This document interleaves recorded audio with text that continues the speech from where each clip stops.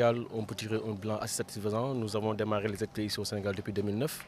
Si je donne l'exemple de la Casamance en Cap Skirring, où nous accompagnons 4 groupements de femmes depuis 2009, qui aujourd'hui sont au plus de 188 femmes.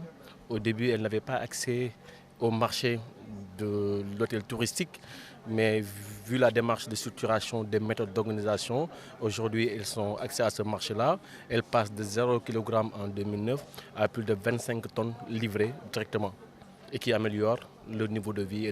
Si nous prenons dans la zone de Baba Garage ou dans la zone de Fatigue, c'est aujourd'hui presque plus de 1000 TPE, 1000 exploitations qui sont accompagnées et qui sortent réellement des signes de pauvreté achetés.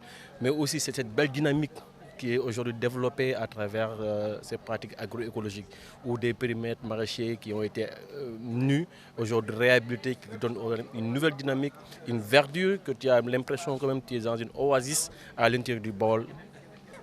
Déjà que par exemple c'est de maintenir la résilience de ces TPE agricoles. Nous venons tous de sortir des crises Covid-19 et nos TPE ont été résilients malgré la fermeture des marchés hebdomadaires. Elles ont continué à commercialiser leurs produits parce qu'elles sont résilientes.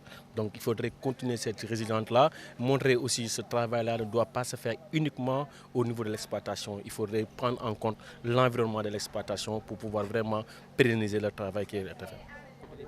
Notre apport par rapport à ces pôles agricoles, notamment l'agropôle centre, c'est déjà la mise en œuvre du projet partenariat OP pour une relance économique territoriale, comment structurer les filières, comment faire une mise en relation de ces TPE avec les entreprises qui sont là. Mais cela suppose d'abord que, par exemple, que nous puissions faire des transferts de compétences au niveau des organisations professionnelles, que ce soit organisations professionnelles simples ou bien des fêtières, mais aussi prendre en compte la formation, le transfert de compétences au niveau pour booster la production